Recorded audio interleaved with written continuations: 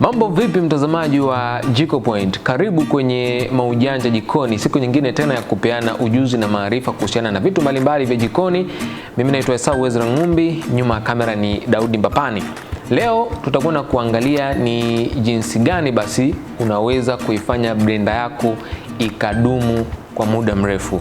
Watu wengi wamekuwa wakikumbana na hii changamoto ya kuharibikiwa na blender zao mara kwa mara, jambo ambalo limepelekea kuwa wakiingia gharama ya kupeleka kwa fundi ama kununua blender mpya pasipo kufahamu ni tatizo gani au ni changamoto gani inayopelekea blender zao kuharibika. Sasa fuatana nasi katika kipindi hiki cha leo ili uweze kujua ni jinsi gani utafanya blender yako ikadumu zaidi. Jambo la kwanza, ukishanunua blender yako hakikisha unasoma kitabu cha mwongozo wa matumizi ya hiyo blender. Watu wengi especially wa Tanzania tuna hii kasumba, ukinunua simu hausomi kile kitabu cha maelekezo, ukinunua TV hausomi kitabu cha maelekezo kwa sababu unafanya vile ambavyo wewe unadhani ni sahihi. Kwa hiyo ukinunua blender yako, kabla hujaanza kuitumia, chukua kile kitabu, huwa kinakuwa ndani ya box la blender. Anza kusoma, angalia pale namna gani. Kama hauwezi kuelewa lugha iliyoandikwa, huwa wanakuwa wamechora pale michoro. Hiyo itakusaidia kuweza kupata dondoo za mambo gani ya kufanya na mambo gani ya kutokufanya. Kwa mfano kwenye hicho kitabu utakuta wameandika aina ya vyakula au vitu unavyoweza kuvisaga, kama ni vitu vikavu, wengine wanaweza kusema labda hizi nafaka, au vitu vibichi peke yake au vitu vilaini peke yake, jinsi ya kufunga, jinsi ya kufungua, muda gani inaweza kukaa ikiwa inasaga, muda gani upumzishe. Hivyo ni vitu ambavyo unakuta vimeandikwa pale kwenye hicho kijitabu. Kwa hiyo ni muhimu sana ukishanunua tu blender yako, jipe muda wa kuweza kupitia hicho kijitabu cha mwongozo wa matumizi ili uweze kufahamu ni vitu gani kuhusiana na blender yako. Lakini kitu cha pili cha kuzingatia ni aina ya matumizi ambayo unaenda kutumia. Blender ya kuweza kutumia katika matumizi ya nyumbani, madogo ya nyumbani, ukiipeleka kwenda kufanya shughuli za biashara utakuwa unaiua.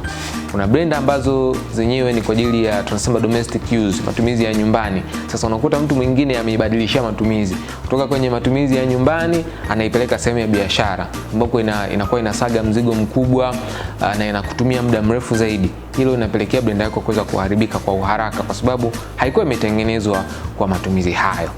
Lakini jambo la tatu, hii haijalishi ni blender ya matumizi yapi, either kwa matumizi ya nyumbani au heavy duty blender au kwa ajili ya matumizi makubwa. Unapoweka vile vitu unavyotaka kusaga, basi hakikisha umevikata katika vipande vidogo vidogo. Kama ni matunda, yakate katika vipande vidogo vidogo. Hiyo itasaidia blender yako kuweza kusaga ule mzigo kwa urahisi. Usipokata, blender itatumia nguvu kubwa zaidi kuliko ile iliyokuwa inatakiwa. Hilo linapelekea blender yako kuweza kuchoka taratibu na baada ya muda fulani unakuta imeharibika. Kwa hiyo hakuna ulazima wa kuweka vitu vizima. Kama ni matunda ya katika vipande vidogo ndipo uweze kusaga. Hapo blender yako itaweza kudumu kwa muda mrefu zaidi. Jambo la nne ambalo unapaswa kuzingatia ni wakati wa kusaga, jinsi unavyoongeza moto katika blender yako. Tunaweza tukatumia blender na mfano wa gari.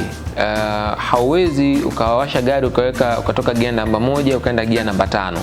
Lazima utaanza kupanda taratibu, kutoka gia namba 1 utaenda namba 2, utaenda namba 3, utaenda namba 4 mpaka namba 5. Hivyo kwenye blender. Ukishaiwasha unaongeza ule moto taratibu.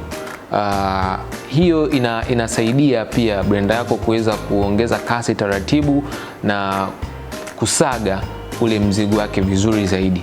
Jambo la 5 la kuzingatia unapotumia blender ni usijaze mzigo kupita kiasi. Tafahamu hii inaweza ikawa nyumbani au kwa wale wanaofanya biashara ya juisi, labda juisi za matunda. Unakuta mtu amejaza jagi mpaka juu.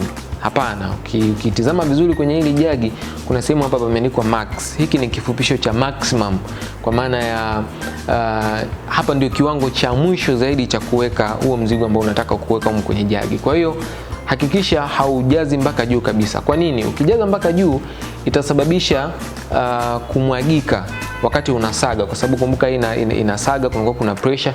Kwa hiyo itavuja humu, itaanza kumwagika, na ikimwagika inaweza kaenda kwenye hii mota, ikaingia kwenye mota, ikapiga short na blender yako ikaharibika.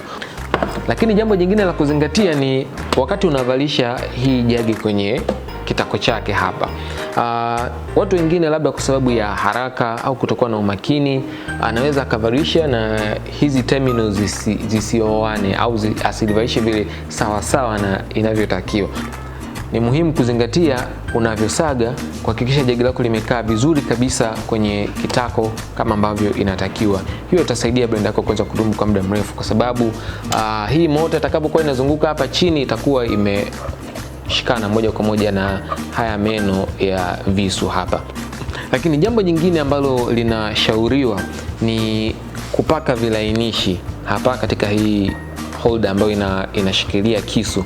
Wengi wetu tutakuwa tunafahamu kwamba miongoni mwa kazi ya mafuta ni kupunguza msuguano kwenye vyuma. Sasa hiki ni chuma hapa, hii holder ambayo inashikilia kisu cha jagi, lakini pia vile vile unapopachika hapa kwenye hii mota pia kuna chuma. Kwa hiyo inasaidia kupunguza ule msuguano na kufanya mzunguko uwe smooth zaidi au fanyike kwa urahisi zaidi.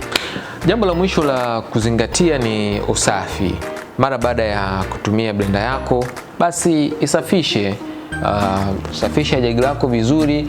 Hili jagi halina shida, hata ukienda kuliosha, ukaingiza maji, ukasafisha, ukalisugua, ukalisafisha vizuri na kwa tu sawa. Lakini hii mota ni kwenda nayo taratibu kidogo. Unatumia tu kitambaa chako kupukuta kama imepata vumbi na kuiweka sehemu ambayo vumbi haliwezi kuingia kirahisi ndani. Kanda tu kaiweka sehemu vizuri na kuiweka sehemu ambayo haina unyevunyevu wala vumbi. Hapo utaifanya blender yako iweze kudumu kwa muda mrefu zaidi. Basi ni hayo tu kwa leo. Bila shaka utakuwa umepata dondoo mbili tatu za namna utakavyoweza kuepukana na gharama za kutengeneza blender yako mara kwa mara ama kuipeleka kwa fundi. Endelea kutufuatilia kwenye kurasa zetu za Jiko Point, Instagram, Facebook, TikTok, X, zamani Twitter.